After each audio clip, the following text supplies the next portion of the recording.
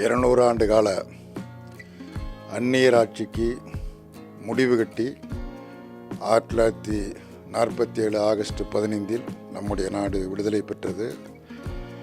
78 ஆண்டுகளை கடந்து 79ஆம் ஆண்டில் நாம் இப்பொழுது அடியெடுத்து வைக்கின்றோம். இந்த 75 ஆண்டு காலத்தில் நாடு பல்வேறு வகைகளில் முன்னேறி இருக்கிறது. முன்னேறவில்லை என்று சொல்ல முடியாது. பல்வேறு வகைகளில் முன்னேறி இருக்கிறது.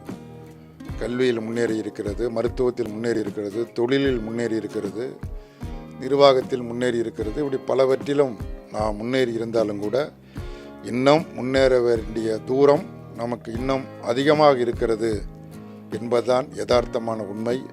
அதேபோல நாட்டினுடைய விடுதலை போராட்டத்திற்காக தங்களை அர்ப்பணித்து கொண்ட தேசப்பிதா மகாத்மா காந்தி உள்பட, டாக்டர் அம்பேத்கர் உள்பட, நேரு உள்பட அனைத்து தலைவர்களும் விரும்பியது நமது நாடு ஜனநாயக பாதையில் தொடர்ந்து செல்ல வேண்டும் என்பதும், பல்வேறு மதங்களை கொண்ட இந்த நாட்டில் மதச்சார்பின்மை என்கிற அந்த மகத்தான கொள்கை பின்பற்றப்பட வேண்டும் என்பதும் மிக மிக முக்கியமானது.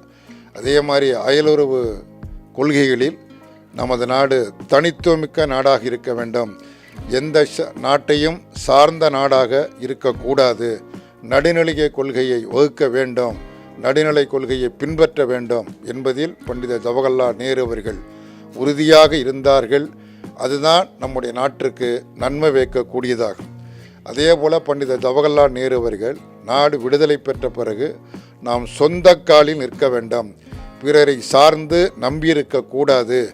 ஆகவே ஏராளமான பொதுத்துறை நிறுவனங்களை உருவாக்க வேண்டும். அத்தகைய பொதுத்துறை நிறுவனங்கள் என்பது இந்தியாவின் ஆலயங்கள் என்று பெருமிதத்தோடு குறிப்பிட்டார். ஆகவே இப்படிப்பட்ட நம்முடைய முன்னோர்கள் உருவாக்கி தந்த அந்த மகத்தான கொள்கைகளையும் நாம் உறுதியாக பின்பற்றி மேலும் மேலும் நாட்டை பலப்படுத்துவதற்கு சபதமேற்கக்கூடிய நன்னாளாக ஆகஸ்ட் 15 நாம் கொண்டாட வேண்டும்.